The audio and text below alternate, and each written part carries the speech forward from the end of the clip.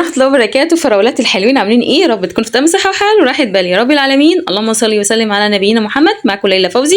اول ما اشوف القناة فعلى حالا زر الجرس على الكل، السبسكرايب، الزر الاحمر، اشتراك، لايك، تعليق. يا احلى فراولايه واحلى اخوات واحلى بنات واحلى اصحاب واحلى طاقه ايجابيه واجمل واروع رزق ربنا ساقه الي. ربنا يا رب يديمكم نعمه في حياتي يا بنات، اللهم امين. بحبكم جدا. النهارده بجد مش بهزر، الفيديو ده حرفيا من اجمل فيديوهات. ليه؟ لانه كله كده حاجات لذيذه، حاجات الوانها حلوه. الفيديو كله نقطه، كل حرف فيه كل ثانيه وكل دقيقه. فحرفيا بجد الفيديو ده لازم يترفع. بجد بحبكم. اشكركم من قلبي بجد على كل التعليقات والكلام الحلو اللي يعني ده محتاج فيديو لوحده اقعد اتكلم فيه على مشاعري من ناحيتكم. نحكي بسرعه بس كده في المقتطفات، ان زي ما احنا شفنا في المقتطفات في اول الفيديو اللي بيحصل. هنعمل مع بعض حاجه حلوه للولاد، هنعمل مع بعض ديكور جديد للغرفه. هنا حالا كده انا بوريكم المطبخ اخر تنسيق اللي هو اللي احنا عملناه مع بعض، وبقول لكم قد ايه كان جميل وعجبني ومريح نفسيا. استخدام الحاجه اللي انت بتستخدميها كده بتبقى قدام الواحد حلو قوي. بعمل حاجه حلوه ايه، عباره عن بعمل فاكهه وفيها كريم شانتيه. بس لو تاخدوا بالكم ان الكريم شانتيه ده سائل، لو تاخدوا بالك ان انا مش ضرباه بالطريقه اللي هو بشكل الكريم شانتيه بتاعنا، فاهمه؟ مزوده فيه اللبن انا عشان عايزه القوام ده، عايزه القوام الكريمي الى حد ما. يعني انا لما هحط الفاكهه يبقى القوام كريمي. طب لو انا عايزاه مش كريمي هتحطيه في التلاجة وتاني يوم تاكليه او بعد بساعتين خلاص.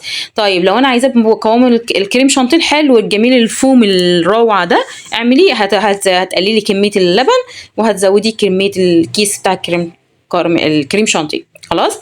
انا كان عندي شويه فاكهه وخلاص، اخر فاكهه عندي قطعتهم كانت موزايه بالظبط ومانجايه واحده وكم حبه عنب، فغسلت الدنيا قطعت. وكان عندي حته شوكولاتيه قد كده صغيره خالص قطعتها وقلت دي هزين بيها الوش. حبيت ان انا اساعدهم في البيت عندي واعمل حاجه حلوه في نفس الوقت صحيه نظيفه من البيت من الكلام ده كله. وكمان هزود هنا كمان هحط ايس كريم وهعمل لهم كمان صينيه حلوه لللب والفول. قاعده جميله رايقه ولذيذه كده، عائليه جميله وتبقى جميله وظريفه يعني. ومن البيت يعني بصوا لو تلاحظوا ان انا لما اجي اقول لكم كل حاجه من البيت دي بتسعدني انا بصراحه حقيقي يعني. هتكلم النهارده على كذا موضوع كم موضوع مهم جدا. وعلى فكره الموضوع اللي انا بتكلم فيها دي جاتني في التعليقات. اول حاجه جاني تعليق من فراولايه على كلمة فاهمة حاجة. تاني حاجة هتكلم عليها الموضوع اللي احنا اتكلمنا عليه بتاع الأم اللي متعلقة بولادها، حتة صغننة خالص هنضيفها عشان في معلومة أنا عرفتها. تالت موضوع والموضوع ده وجعني قوي قوي قوي، الأكاونت حبيبتي فراولتي يا رب يشفيكي يا روح قلبي يا رب. اللهم امين اللهم امين. مش قادره اقول لك انت كومنتاتك بتوجع لي قلبي ازاي حقيقي يعني. ربنا حبيبي يا رب يا حبيبتي يحنن قلب ولادك عليكي اللهم امين. ويا رب يا حبيبتي ما يضرك في بدنك ابدا ويشفيك يا رب يعني من عنده اللهم امين. تمام. حاجه مهمه قوي، حته علاقه الابناء بالام والام بالابناء لازم نتكلم فيها النهارده، لان حصل لي انا مواقف في حياتي يعني يعني انا نزلت الفيديو امبارح صح او اول امبارح مش فاكره احنا اتكلمنا اول مره فيه ايه امبارح. من ساعتها وعمال تجيني رسائل من ربنا على الموضوع ده بشكل غريب زي ما يكون لازم اتكلم فيها، فخلاص مش هتكلم فيها ان شاء الله باذنك يا رب. طيب ناخد نقطه. اول حاجه صلوا بينا على النبي. جاني تعليق حد فراولايه جميله بتقول لي انت ليه كل ما تتكلمي تقولي فاهمه حاجه، هو يعني انت تقصدي ان احنا مش فاهمين؟ طيب اولا بشكرك على تعليقك. تاني حاجه حاشا لله ان انا ارمي حد بالباطل او مش بالباطل، يعني سواء الحاجه دي عدم الفهم او عدم الفطنه تكون فيه او مش فيه. يعني الحاجه دي لو الشخص اللي قدامي مش فاهم حقيقي حرفيا انت متعرفينيش. عايزه اقول لك ان بتواضع لدرجه ان انا لو بتكلم في شيء ومحتاج فهم فعلا، مش اي شخصيه قدامي بتكلم معاها قدامي ما بحسسهاش ابدا. مش بتحس، مش لازم اوصلها الاحساس ان هي مش فاهمه حتى لو انا عارفه ان هي مش فاهمه. حاشا لله، دي حاجه بتضايقني جدا خلاص. وبحاول اوصل بالكلام ان انا احس ان انا اللي قدامي الموضوع بسيط جدا بالنسبه له. ادي اول حاجه. طيب انا ليه بقول كلمه فاهمه حاجه؟ لسببين. اول سبب ان الكلمه دي كلمه حد عزيز عليا جدا جدا، وطبعا ف لما بتعزي حد بتحبي تاخدي الكلام بتاعه، فاهمه حاجه؟ بصي سبحان والله، بصي طلع الوقت حقيقي حرفيا مش من غير ما احس. فلما بتحبي حد بتبقي تاخدي كلامه، فاهمه حاجه؟ ماشي. ف لما انا بقولها بنبسط كده يعني. فكده تاني حاجة ان انا بقيت لازمة في لساني، غصب عني بتطلع دي لا ارادي. زي ما انا ليا كلمات هنا، ولو قعدنا نعمل مسابقة ولا هزار ولا كده اقول لكم ايه هي كلماتي، هتقول لها يقول لي كلمة حرفيا، ده كده كده، الكلام بتاع اللي انتوا عارفينه يعني، اللي غصب عني بيطلع يعني، لا بتصنعه ولا بقوله ولا ببقى قصده، كلام بيطلع كده مقدر من ربنا سبحانه وتعالى. فالكلمة دي أنا ما أقدرش أمنعها لأسباب كتير، لأن أنا زي ما قلت لك السبب الأولاني إن أنا بحب أقولها، غير إن هي لازمة، بقت لازمة في لساني غصب عني بتطلع. بس كده بس. أعوذ بالله إن أنا أكون بقصد منها التقليل من شأن ومن شأني من فراولتي كمان، أو الناس اللي بتشاهدني. ده هزار، ده بقى هزار يعني، جاي على أعز ناس على قلبي وأنا ممكن أعمل كده يعني؟ ما يتهيأليش، لا ما يتهيأليش. فالحمد لله رب العالمين. يمكن هي بس مش مقصودة خالص خالص خالص، لا. عارفة عايزة أقولك على حاجة. العلاقة بيني وبين فراولاتي، بين اخواتي، فوق الروعة. ليه؟ علاقة غريبة بنات ما قابلتهاش في حياتي. انكم اولا ولا بتشوفوا شكلي وتعبير وشي وانا بتكلم صح، ولا حتى لو انا لابسه النقاب، سواء لابسه النقاب او مش لابساه ما اقصدش، انتوا شايفين صوت فقط. ببص الاقي في منكم اللي بيحسني يعني، بيحسني حرفيا، بيبقى حاسسني قوي، وانتوا بتبقوا فاهميني قوي قوي فوق ما انتوا تتخيلوا، وانا ده بيساعدني جدا. فهطلع اقول فاهمه حاجه ارمي بيها بالباطل او بالحق، حتى حد يكون مش فاهم، لا والله يعني، يشهد ربنا على ذلك يعني. وبعدين بقولها لاصدقائي وولادي، اجي اكلمهم همس فاهمه حاجه، حتى ولادي اخدوها من يعني، بقت برضو لازمه في لسانهم. تيجي مثلا همس كلمي ماما كذا كذا كذا كذا كذا كذا وبلا بلا بلا، فاهمه حاجه. فانا مش بزعل لان انا فاهمه هي قصدها ايه يعني. هي كلمه اعتباطيه يعني، دارجه اليومين دول، فكده يعني، ده كده كده ماشي. زي كلمة تحفة تحفة تحفة، في كلمات بتطلع كده تلقائي من غير ما الإنسان يحس أو يتصنع، بتطلع تلقائي كده في الإنسان. وكل خلي بالك إنسان وليكي بعض الكلمات يعني، أنا ليا صحابي أو صديقاتي أو أي حد قريب مني كل واحد ليه كلمات معينة، فدي منها يعني، ودي من أعز الكلمات عندي، لأن أنا قلت لك كمان السبب بتاعها. بس خلاص ننتقل كده بسرعة بسرعة بسرعة على التعليق التاني. جاني اللي هي الأمورة فراولتي اللي صدمتني، اللي هي قالت لي ان هي متعلقه باولادها، وانا اتصدمت لما بتقولي لي انا كل ده فكري، انك مثلا يعني سن كبير جدا. لما تقولي لي 44 سنه، مش عارفه اقول لك انا يعني، انا حقيقي اللهم بارك اتصدمت من ايه، هفهمك. اصل عارفه يعني ايه 44 سنه؟ يعني انت طفله. بصي انا اللي بقول لك، انت طفله، انت بيبي، انت لسه صغنونه. ف انا فهمت منها ان اللهم بارك حبيبتي اتجوزت بدري 17 سنه، فعشان كده ولادها تزوجوا بدري، فاهمه؟ فبرضه يعني المهم، فكده فربنا كرمها باولاد وكده. بس فبوصل لك رساله من فراولتك او فراولتنا برضو معانا فينا في القناه، قالت لي قولي لها ان الموضوع ده سنه الحياه، ولازم فعلا ما تعلقش باولادها، وان ده حاجه من عند ربنا عشان ما تبتلاش بيهم. وانا شابوا ليكي فعلا الكلام ده صح.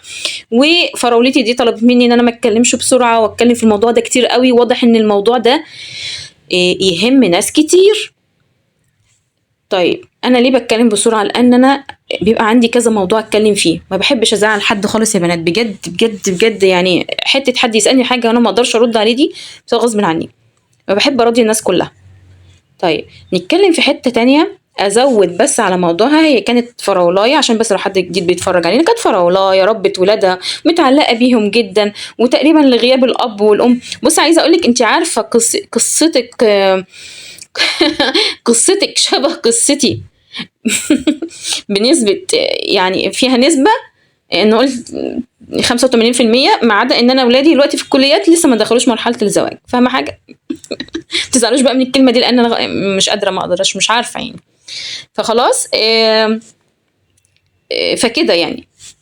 بس فعايزة اقولك ان انا والدي متوفي، والدتي متوفية، يعتبر اختي ربنا يبارك لي فيها، واقرب صديقاتي، وريم وصديقاتي كلهم اللي انا بحبهم، ورندا وكل، مش عايزه اذكر حد لان أنا الحمد لله رب العالمين فضل الله عليا ان انا عندي كميه صديقات اللهم بارك بجد. فبقول لك كده يعني، عارفه واحده واحده كده الشخصيات اللي في حياه الواحد. ففعلا انا فاهماكي وحاسه بيكي قوي. ويعني كنت والله بتكلم في الموضوع ده ان انا لما الولاد يعني يتجوزوا كده الواحد هيحس بايه الكلام ده اللي انت عارفاه ده. ففعلا سنة الحياة، وزي ما انا نصحتك ان انت خفيفي بس التعلق، وخلي التعلق بالله سبحانه وتعالى لان الله يغار. اقول بس حاجة على النقطة دي بس معلش، هنا كده كان حد سألني على كفر المرتبة، هل ده يا ليلى المأمون والمأمون نزله جديد؟ انا اختلط عليا الامر. وانا قلت لك ان المأمون نزلوا كفر جديد، لكن ده ما كانش الجديد، ده مش بتاع المأمون، ولكن انا شارياهم من عند المأمون. وصلت لك؟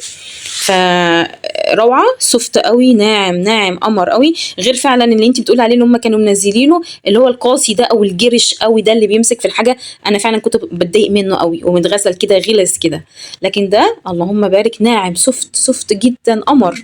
فانا بس حبيت اقول النقطه دي. عملنا مع بعض اليقطينة وداخلين في ديكور ايه كارو، الكلام ده كله هيعجبكم جدا، ما كان خارج توقعاتي. اسفه ان انا خرجت من الموضوع. فبقول لك حته بقى اللي تعلق بالولاد وكده. في نقطه انا قلت لك فيها الجيم وكده، ففي فراولايه بتقول لي طب افرضي هي صحتها يعني ما تقدرش تروح الجيم وكده.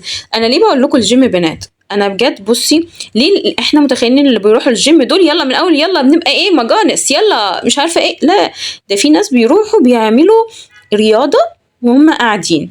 تخيلي بقى. طيب بيعملوا رياضة من غير ما يشيلوا حديد خالص، بيعملوا رياضة ليونة حركات خفيفة. أنا بقولك شفت ناس في سن أمي أو جدتي، انت واصلة لك، فرياضة ملهاش عمر. محدش يقول لي أصل احنا كبرنا مش قادرين. أنا بقولك بتيجي والكابتن بتقعدها وبتعمل حاجات يدوبك على قد، وطبعا بيبقى في كشف طبي أو في حاجات طبية ممنوع عن الركبة، ممنوع عن المفاصل، الكلام ده في حاجات بتتعملش خطيرة، لأن الناس للاسف ناس كتير ثقافتهم ان احنا بنروح نشيل حديد ونهد نفسنا من الاول. لا لا، حتى لو سن صغير، لا احنا بنروح الاول بنتدرب وبنشوف العضلات وبنشوف مش عارفه ايه، وبعد كده بنبدا نزود وزني. الحاجات دي كده جيش كده خالص، فاهمه؟ بس ادي اول حاجه. فربنا يكرمك وحاولي تنشغل فعلا بدنيتك وامورك. وحاجه تانية بقى اللي هضيفها لك، وانا بقى ما كنتش عارفه لان انا سالتك، هل انت متزوجه ولا ارمله ولا مطلقه ولا ايه يعني فين دور الزوج؟ لان لما يغيب الاولاد في دور شريك الحياه.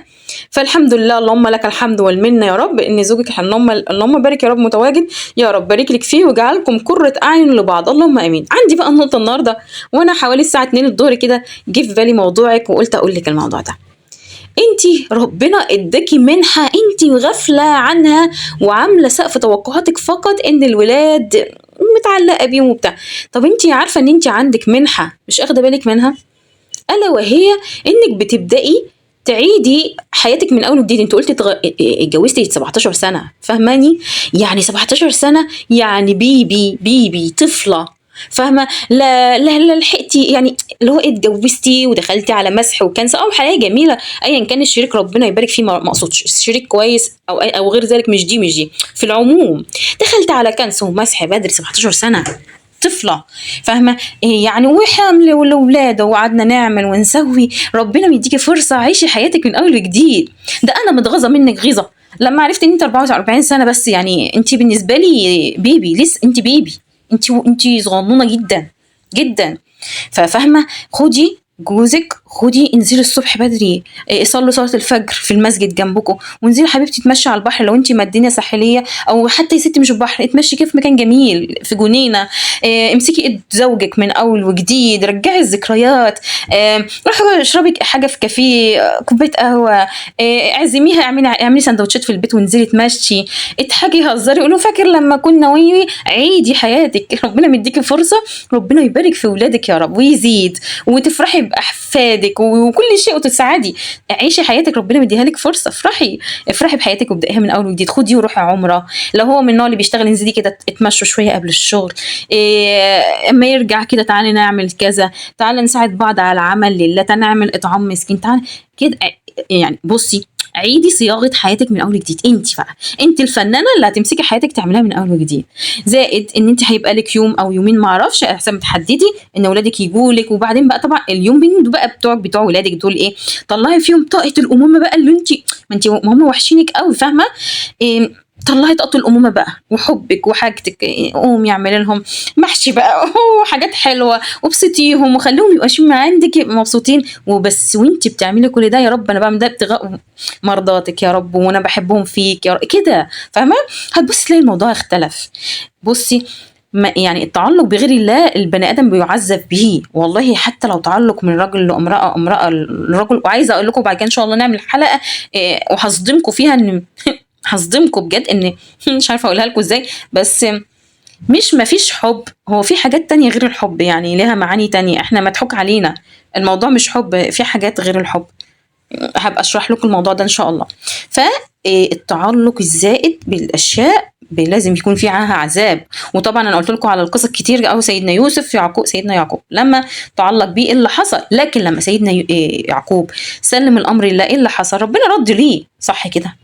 طيب نفس الحكايه برضو في حاجات كتير جدا جدا جدا، اي حاجه فيها تعلق بيحصل فيها. طب اقول لك على حاجه، طيب سيدنا موسى لما ادعى قال ان هو يعلم، يعني عليم، يعني يعلم بحاجات كتير جدا. ربنا اداله ابتلاءه في ايه لما جاله سيدنا الخضر عشان يمشي معاه، وكيف لم احد بما كده، انت عارفين الايه كلها والابتلاءات بتاعتها والكلام ده كله. الثلاث او 4 مواقف، الخرق السفينه والطفل اللي اتقتل والسور اللي الحاجات دي طبعا احنا خلاص عارفين القصص دي. ده مش ابتلاء وحجة على سيدنا موسى ان ربنا سبحانه وتعالى مش هتيجي كده. انت مش عليم غير بان ربنا يعني اعطاك فيه نقطة معينة. خلاص نعدي دي بقى بسرعة عشان انا شوفوا 17 دقيقة وبيقولوا لي بتتكلمي بسرعة عشان انا عايزة اتكلم واخلص الموضوع. بصوا بنات بسرعة، لما اللهم صل وسلم على نبينا محمد، لما سيدنا موسى الطفل اللي قتله وهو صغير، طبعا ده فعل لما سيدنا الخضر قتله وهو صغير، لما الفعل ده اي حد يقول ايه ده انت ازاي تقتل طفل صغير صح كده. فلما علم بالمشيئه الالهيه اللي هي اللي بعد كده، اللي هو احنا 90% وانا واحده منكم ساعات بجهل المشيئه الالهيه. طب يا رب انت عايز مني ايه؟ فاهمه دي؟ بلاش عايز دي، يا رب ماذا تريد مني؟ فاهمه؟ لان العوز من الاحتياج، والاحتياج ده حاشا لله ان هو ينسب لله، انما الاراده لله سبحانه وتعالى. فحته ان انا ربنا يريد مني ايه لما علم ان الاراده الالهيه في ان الطفل ده يموت، لانه كان مرهق لاهله، كان هيبقى طاغي. فدي نفس النقطه اللي احنا بنتكلم فيها النهارده، ان الولد الطاغي او الولد المرهق لما ربنا كتب ان هو يموت من صغره او ان يحصل ده عشان رحمه بالاب والام وربنا يرزقهم بولد صالح. طيب لو انا زي ما حبيبتي اللي اتكلمت وقالت ان انا حاسه ان انا ابني نرجسي وبيعاملني معامله قاسيه، والله بصي انا مملكلوش، يعني مفيش هملك له ايه غير الدعاء، لان ده اتنزع منه رحمه الام، ورحمه الام اللي هي الوقت في لحظه ضعف. طيب يا بنتي يعني انا مش عارفه اقولها لك ازاي، بس حضرتك انا مشفقه عليه جدا. اعرفي ان هو داين فتدان، داين يا قلبي فتدان، والله الا الام والاب ده هيحصل فيه والله بجد. وانا ما اتمناش اتمنى ان هو يراجع نفسه كده ويتوب ويرجع لربنا، لان ازاي تبقى الام محتاجه للرعايه وللكلمه الطيبه وللطبطبه، يعني ازاي وما يتعملش الكلام ده؟ فاهماني؟ فربنا يعني انا هقول لك تصدقي بنيه ان ربنا يهديه، واحنا كلنا بجد يا جماعه نكثف الدعاء، لان بجد تعليقاتها بتوجع لي قلبي حقيقي. يعني يا حبيبه قلبي يا رب يشفي عنك، اللهم امين. اسال الله العظيم رب العرش العظيم ان يشفيك شفاء لا يغادر سقما وان لا يحج لاحد من خلقه يا رب. ويعني في ناس متابعات على فكره عشان تبقي انت عارفه، ما خدتش بالك من تعليق، قالت لي شوفيها منين، لو من اسكندريه والله انا ازورها واشوفها وارعيها. فهي يا جماعه مش محتاجه موضوع مادي، هي الموضوع ده مش مادي خالص، بس هي حتى هي عايزه رعايه، عايزه حد يسال عليها، ما بتقدرش تتحرك، ما بتقدرش تقوم، ما بتقدرش تعمل. فيا رب يعني يسر لها امورها وارزقها اللي يخدمها من حيث تحتسب من حيث لا تحتسب يا رب، اللهم امين. فحته الولاد القاسيين دول، يعني هي كانت بتقول لي هي دي، يعني الاخت دي بتقولي قولي للي متعلقه بولادها ان ساعات بيبقى ده والله بيبقى هما في ساعات ابتلاء وكده، فانت خليكي مع ربنا. هي كانت بتنصحك بكده برضه، تقولي قولي لها خليكي مع ربنا، وربنا هو احن من اي حاجه، وربنا يا رب يجعل ولادكم كلهم حنينين عليكم يا رب، وهاديين ومهديين يا رب، ويرزقكم برهم يا رب، اللهم امين. حاجه غريبه حصلت لي، كام رسائل كده اللي حصلت لي انا قلت لكم عليها. الموضوع ده ان في احساس كده غريب حسيته ما عمريش حسيته. طبعا انتوا عارفين ان انا عندي بنات، وعندي يوسف ابني في اولى اعدادي. يوسف ابني بالنسبه لي انا طفل، يعني انا شايفه ابني طفل على فكره. فحصل بقى موقف من كام يوم، وليه هقول لكم، انا حكيت لكم الموقف ده والنهارده. من كام يوم لقيته بيقول لي ماما تعالي تعالي كده شوفي الواتساب بتاعي. قلت له ايه يا يوسف؟ قال لي واحده بعته وبتستظرف وايه عايزه اكلمك ومش عارفه ايه، وبعت لي صورتك. فسالتها انت مين؟ ما رضتش تجاوب، وقمت ايه شتمتها وعملت لها بلوك. قلت له تمام يا يوسف كويس كده، ما عدتش لك ايه ده كويس، لان انا معوده ولادي سواء همس وسما ويوسف، طبعا مكه لسه صغنونه، ان انتوا تتصرفوا في اموركم بنفسكم ماليش دعوه، بس ترجعوا لي اعرف انتوا عملتوا ايه. انا متعوده على مع ولادي كده. تيجي تحكي لي حصل حاجه في الكليه كده من زمايلها حتى البنات، اتصرفي زي ما كنت تتصرفي وبصراحه لما بيرجعوا يحكوا لي ببقى شايفاهم ان اتصرفوا التصرف الصح. فلما كده قلت له تمام هات لي الرقم. فاخدت الرقم وكده، واتصلت على فكره بالرقم، وقلت لها على فكره انت رقمك طالع في التلوكرر وموثق ومعروف وسهل جدا ان انا اوصل لاهلك، بس عايزه اقولك على حاجه، سواء يوسف ابني او غير يوسف ابني، انتي مفكره ان هو مفيش راجل او ولد او شاب او اي شخص كده ربنا خلقه ولد او بنت، والله مفيش حد بيختار حاجه او بيسعى لحاجه جت كده بسهوله او ما تعبش فيها. انت كده بتقللي من نفسك كتير، وانا بقول لك الكلام ده علشان فقط انا عندي بنات، انا مش بقول لك كده غير انا عشان عندي بنات وهقولها كده. ده اول مره ان انا هتكلم معاكي بالطريقه دي، لكن لو حصل منك انك حاولتي توصلي ليوسف تاني، ردي من المره الجايه مش هيعجبك، مش هيعجبك. بس وهي بصراحه فضلت طول المكالمه تسمع، وقفلت السكه وخلاص وعملنا لها بلوكات. الشاهد بقى، طب انا بحكي كل ده ليه؟ لان انا لما جيت بقى بحكي لهمس وسما، ظنا مني ان احنا هنقعد نضحك على الموضوع، فاهمين؟ يوسف بالنسبه لي عيل يعني طفل، فبنضحك بقى ان هو مثلا اخوته يقولوا له ايوه يا يوسف كبرت يا يوسف ونهزر. اتلقيت وانا بحكي لهم عيون بناتي على اخوهم فيها غيره، فيها طق نار وشرار طلع وطق من العين، والبنات بيبصوا كده. انا تخيلت ان هم يهزروا ويضحكوا، لكن لا، غيروا على اخوهم جدا. وبعدين لقيت سما سكتت، وبعدين قالت له على فكره يا يوسف انا بعد اذنك، انا بعد كده اللي هوديك واجيبك. بس لغايه كده قالت له يعني، قال لها ليه يعني؟ قالت له كده انا مش عايزاه اوديك واجيبك، في مشكله؟ فبصوا اصلا همس وسما ويوسف اصلا طول النهار خناق مع بعض وشكل. فانا الحته دي لما حصلت انا استغربتها، لان بصوا انا ما كانش طول عمري عندي اخوات ولاد، فما اعرفش الاحساس ده. زائد ان انا نفسي كالعيله انا غيرت، انا حسيت بنار يعني، حسيت بجد يعني. بصوا يعني كنت في مره مع فرح مع ريم، وكان داخل العريس والعروسه العاديين كده، وانا مش في دماغي قاعد بتفرج والدنيا تمام. لقيت ريم بتعيط، والله في يا ماما خير؟ قالت لي بتخيل ابني شهاب ومش عارفه ايه لما يوصل المرحله دي وينام ده. فانا مش فاهمه، ما حسيتش الاحساس ده، ما اعرفوش. بس والله بجد يعني انا ليه بقى بحكي لكم الحته دي؟ والله بجد اول مره احسه امبارح. ارفقوا يعني، خليكم رافقين باحساس الام بابنها، الحما يعني. لو انت مرات ابن او لسه عروسه او كده، ارفقي باحساس الام. لا الموضوع طلع كبير. ده انا كنت مفكره نفسي هبقى حما كيوت بقى، لا الموضوع فيه غير طبيعيه، مش فاهماها يعني. هل دي حاجه جبليه فينا او ايه؟ ما اعرفش، مش عارفه. فارفقوا بالحما والله. ولو انت مرات ابنه طيبه وجميله ولذيذه، والله العظيم والله لا تعملي لحماتك هيترد ليكي والله في صحتك وفي ولادك وكل حاجه جميله ان شاء الله. وانت اكيد حد كويس عشان ربنا ساق ليكي مثلا الزوج ده او الحما دي. فلا ده ينفدوا ده بكره تبقي حما وكده. الحمد لله رب العالمين، ربنا ما كتبش عليا ان انا اكون يعني اسمها ايه، مرات ابن مؤذيه. اللهم لك الحمد يا رب، اللهم لك الحمد، نعمه عند ربنا من ربنا عليا. ما كنتش يعني في الموقف ده بفضل الله. الله اكبر، الله عز وجل، عز الضم لله. فارفقوا بالحما.